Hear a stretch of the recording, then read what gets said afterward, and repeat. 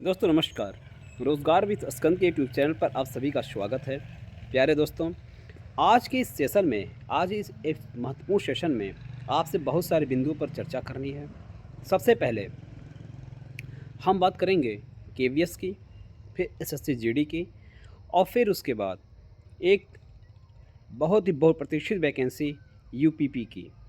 UPP जो कि vacancy लगभग 3-4 वर्षों से छात्र इंतज़ार कर रहे हैं, उसके बारे में कुछ घोषणाएँ हुई हैं और हम उस पर बृहद चर्चा करने के लिए आपके समक्ष उपस्थित हैं। इन 3 बिंदुओं पर और 3 टॉपिक पे बात करने के लिए आपके बीच में मैं उपस्थित हूँ। दोस्तों, सबसे पहले हम बात करेंगे केवीएस की। केवीएस के नोटिफ़िकेशंस आउट हो चुके हैं और लगभग 13,000 वैकेंसीज़ की घोषणा हो चुकी है और इन 13,000 वैकेंसीज़ में करीब 6,000 साढ़े 6,000 वैकेंसी पीआरटी की है, 3,000 से ज़्यादा वैकेंसी टीजीटी में है और लगभग 1,500 की वैकेंसी पीजीटी में है। इसके अलावा प्रिंसिपल, वाइस प्रिंसिपल एवं अन्य ऑफिस स्टाफ की भी वैकेंसीज़ आपको इस टीवीएस की नोटिफिकेशन में देखने को मिल रही है, जो कि एक बहुत बड़ा अवसर है उन छात्रों के लिए जो छात्र प्रिपरेशन कर रहे हैं, तैयारी कर रहे हैं और जो बरसों से शिक्षक भर्ती की राह देख रहे थे, उनके लिए ये बड़ा अवसर साबित हो सकता है।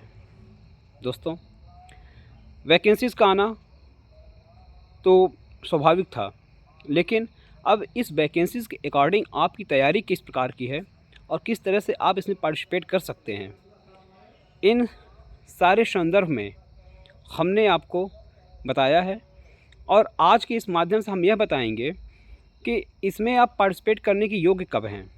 दोस्तों, केवीएस पीआरटी के लिए अगर आप एलिजिबल हैं तो आपकी एलिजिबिलिटी क्या है, उसको ध्यान से सुनिएगा।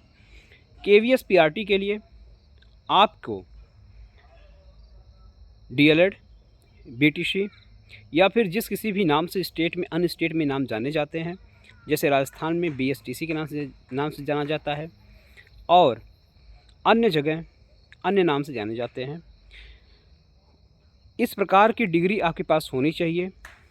साथ ही साथ आप प्राइमरी लेवल का सीटेट क्वालिफाइड हो और आपका एज 30 साल से ज़्यादा ना हुआ हो। अगर आपकी एज 30 साल से ज़्यादा हो गई हो, 30 ईयर्स, अगर 30 ईयर्स से आपकी एज ज़्यादा है तो आप इसके लिए अयोग्य हो जाएंगे। इसलिए अगर आपकी एज अंडर 30 है तो आप केवीएस पीआरटी के लिए अप्लाई कर सकते हैं। दोस्तों, केवीएस पीआरटी में बहुत सारे इस बार परिवर्तन हुए हैं। नोटिफिकेशन में जो नोटिफिकेशन आई हुई है, इसमें ढेर सारे परिवर्तन इस बार किए गए हैं। यहाँ पे आपको यह देखना पड़ेगा कि आप फॉर्म भरे जाने की तिथि तक अपनी संपूर्ण योग्यता अर्जित कर ले रहे हैं या नहीं। अगर आप इसमें किसी भी योग्यता से वंचित हैं तो आप केवीएस पीआरटी के फॉर्म को अप्लाई नहीं कर सकते हैं, पार्टिसिपेट नहीं कर पाएंगे। केवीएस के लिए जो एज रिलैक्सेशन है, हम इस संदर्भ में भी बात करेंगे, लेकिन उससे पहले हम आपको केवीएस टीजीटी की जानकारी दे देते हैं। केवीएस टीजीटी के लिए आपकी उम्र 35 वर्ष होनी चाहिए। साथ ही साथ आप बीएड योग्यताधारी हों, बीएड की डिग्री आपके पास होनी चाहिए।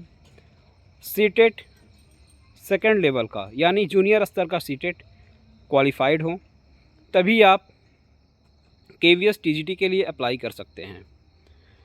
प्यारे दोस्तों, केवीएस टीजीटी के लिए करीब 3,500 पदों की घोषणा हुई है और लगभग 3,500 पदों पर ही यह वैकेंसी फुलफ़िल होगी।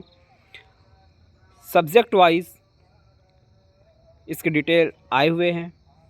नोटिफिकेशन में subject wise TGT Hindi, Sanskrit, social science और साइंस या फिर जो भी आपके सब्जेक्ट है उसके अकॉर्डिंग आप दे सकते हैं।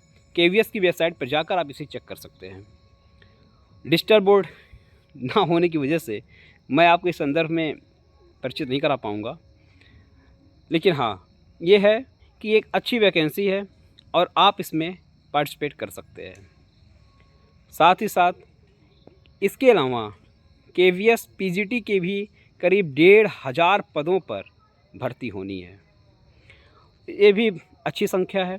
और सबसे अच्छी बात है KVS PGT के लिए आपका BEd होना तो मस्ट है, लेकिन CTET होने की कोई कंपल्शन नहीं है, कोई अनिवार्यता नहीं है। अगर आप CTET नहीं भी हैं तो भी आप KVS PGT के लिए अप्लाई कर सकते हैं। दोस्तों, एज की बात हम कर लें, महत्वपूर्ण फैक्टर एज का ही है। जो बच्चे 4 साल से इंतज़ार कर रहे थे उनमें से ज़्यादातर तो ओवर एज हो चुके हैं, क्योंकि वो 30 साल की जो मैक्सिमम एज की क्राइटेरिया बनाई गई है उसको क्रॉस कर चुके हैं। तो अच्छे अच्छे विद्यार्थी भी इस वैकेंसी से वंचित हैं। इसलिए जो अंडर 30 हैं उनके लिए तो बहुत अच्छी बात है, और जो क्रॉस कर चुके हैं वो हमारे ख्याल से अगली वैकेंसी का वेट करें। अगली वैकेंसी का मतलब यूपी की वैकेंसी का वेट करें, यूपी प्राइमरी टीचर्स की वैकेंसी का वेट करें, क्योंकि वहाँ पे ही चांस बन सकता है, अदरवाइज़ यहाँ पे चांस मुश्किल है।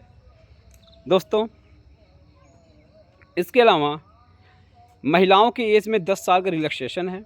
10 साल तक उनको एज से छूट दी जाएगी, और उनकी एज यानी उनको 10 साल एज में छूट दी जाएगी। इसी तरह OBC में भी 5 साल की एज का रिलैक्सेशन है, SC ST में भी है।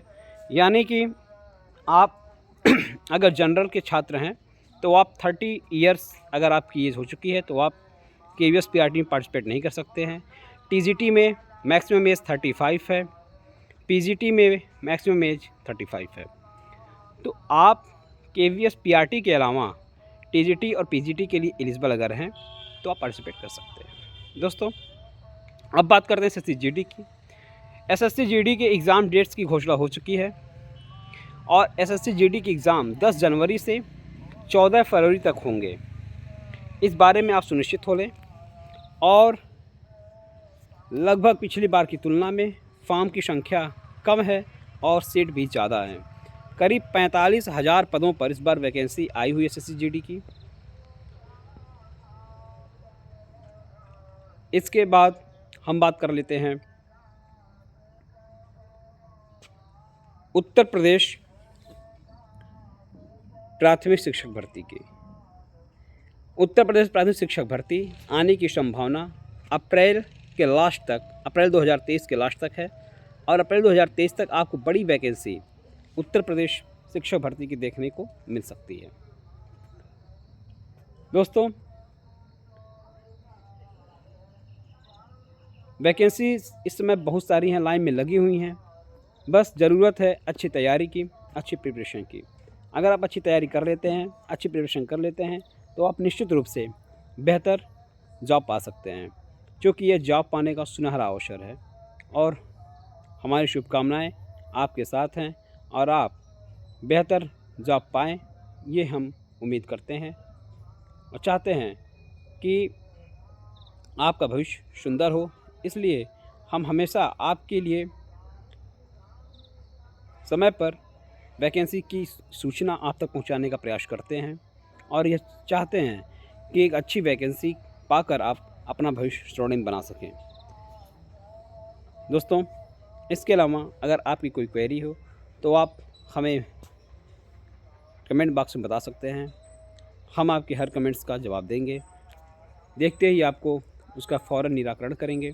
कोई भी समस्या होगी उसके बारे में फ़ौरन आपको बताया जाएगा। Thank you.